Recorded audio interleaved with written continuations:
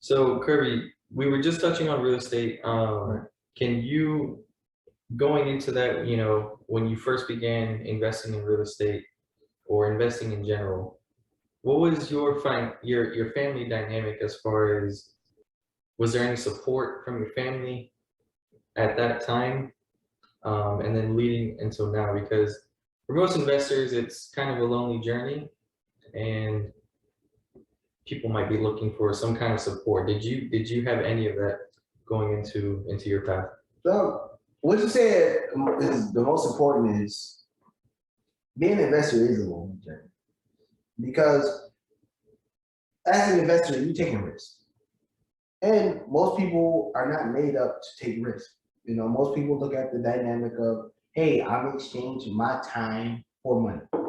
Meaning, I will give up my time to work somewhere in exchange for money. But this is the thing that I've always understood is the only thing that's for sure is we're gonna die. So your time on earth is finite. If people always looked at the purchase they made or things like that as how much time in my life I gave up. So, me, I always bring up the aspect of Jordans. So Jordans cost, I don't know, $200 a pair. Let's say that. And then somebody that's making $15 an hour, all right, public school, so you don't have to use your education on this, but $15 an hour, how many hours would it take to come and repair Jordans? Let me on spot. Let me think. Think about 13 hours. So 13 hours. So 13 hours. So what people are saying is, I'm willing to give up 13 hours of my life, and I probably only have about 20,000 hours, but I'm giving up 13 hours of my life for a pair of Jordans that I'll wear once, twice, depending on you and how you wear it, depending on if you're part of the fashion club or not. You willing to give up 13 hours of your life, that's before taxes, so it's more like, 15, 16, 17 hours. Right. I'm willing to give up that amount of time in my life for this. Right. That's how I look at everything. How much time do I give up? So when it got to the investment stage, period, it was like, how can I avoid giving up my time and give up other people's time to gain what I do? So when it comes to like investing in, let's say, rental properties, I'd rather other people give up their time to rent for me or whatever. Right. And then that's less time that I have to give up in my life because I can make money passively, even in my sleep. The money will come every month and stuff like that. But as far as the family dynamic goes, it's always been, I want to say, the yin and the yang of it. I mean, my eternal family, it's always supportive. And me, trust me, I came up with many crazy ideas in my life. I mean, and I was gonna send the family to the poorhouse internally. But when it comes to externally, it was never a, hey, everybody was all on board. And me for an aspect, it was, hey, I'm not even gonna tell anybody what I'm doing, I just do it. But people didn't, gravitate to what I was doing. I mean, maybe because it was family dynamics, maybe because my father was, and they thought that I was going in the same, get rich quick scheme as my father or something like that. And that's just how the dynamic was with my family. And then I wasn't gonna let how my family viewed what I was doing as, that was the judgment on my life. I just kept executing. And then I just went on from there. I didn't sit here and say, oh, well, if my family approve of it, then I'll do it. If they don't approve of it, then I wouldn't do it. That never occurred to me at all. The people that I care about, and I look at it in this dynamic, is in life you have two families: the family you're born with and the family you choose. Which one's more important? To me, is the family you choose. And the only reason why, because you have a say-so in it. You can't control the family you're born into. And so me, I'm not going to sit here and not do something that benefits my internal household, the family I chose, because the family I'm born with didn't agree with what's going on. So when I wake up am I doing things to make his life better? And then we can get on dynamic of kids, but we can get on that. But that's how it was. I mean, that then when I started going on this investment journey back in 2009, that's when I first started my first ever investment. Besides all the failed get rich quick schemes that I had going on, Right. there was nobody saying, "Hey, I'm about to join in and jump in with you." Actually, it was actually my cousin's wife. She actually was the one that first taught me what investing was, like far as the stock market. And she was the first one that taught me that. She didn't invest herself, but she taught me the nuances of it, of how it works.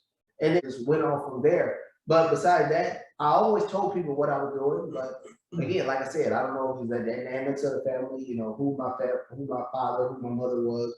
They wasn't gonna follow along. And I didn't care because it was all about what I was going to do.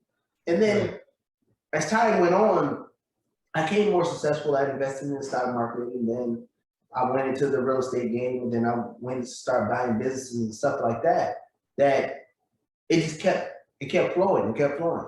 But I never cared what my family that I was born with had to say. As long as the family that I chose was good, everything else didn't matter. And over time, then family members start saying, "Oh, well, he's doing it," or family members said, "Oh, he's full of it. He really ain't doing what he's saying." But that part, that dynamic of it, really didn't care. And but it's funny. It's funny that family and friends. I'm not going to just say family, but family and friends.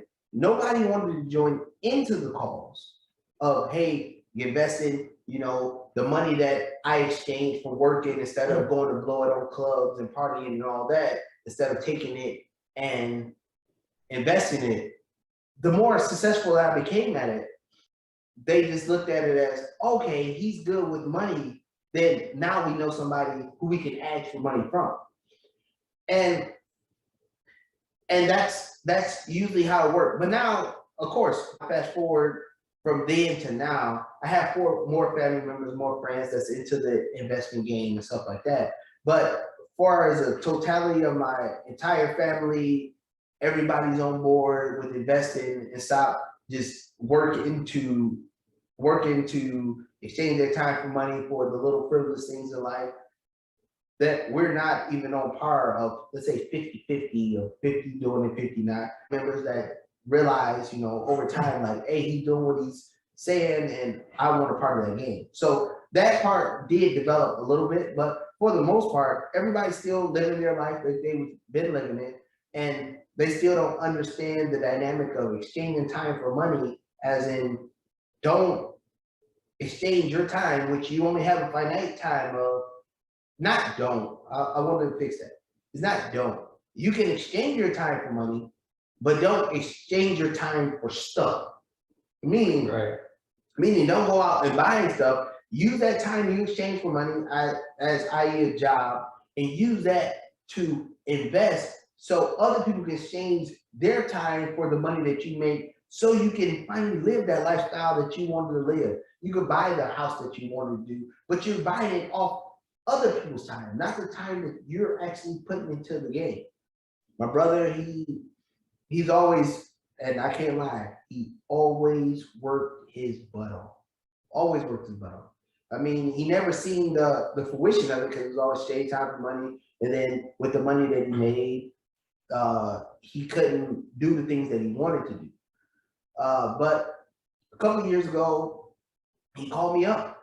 He called me up out of the blue, and you know, me and my brother, we don't sit there and talk all the time and stuff like that. But my brother called me up, and then he just, you know, let me know he was transitioning from one job to the next. He had a 401k and things like that. And then so he was like, hey, what to do? That was really the inclination that anybody in my family ever even considered what I was saying had any merit to it. But when he did it, I was proud to help him. And then so I was like, all right, let's do it. And then so he had the 401k, and then I showed him how to transfer the 401k from leaving one job to an IRA, and then where he needs to invest that and stuff like that. And then it worked out. His account grew tremendously, and now he has more money now than he's ever had in his life. Now he's talking about things like buying a home and talking about investing, and then now into the stock market, and now he's investing in blue chip companies that pay him dividends passively to put more income in his pocket. So that was probably one of the proudest moments as far as a family dynamic of ever coming in that ever happened. And he probably sees the video, but I never told him that. But that was probably one of the proudest moments because it showed me validation in my family that, okay, at least somebody believes that Right. this is possible. Yeah, so I can relate to that. As far as what you're speaking on with your brother, my cousin, as you know, and I won't mention his name either, but you know who he is. He's the only one out of my family that asked me, you know, what was it that I was doing? He sees the success that can come from it, whereas others might acknowledge the fact that I'm doing something different, but haven't yet tried to ask, hey, how exactly do you go about doing this? When, as I'm sure you can relate, you're an open book, you're there if people have questions, but just Right. people don't take that initiative to actually go ahead and ask a question.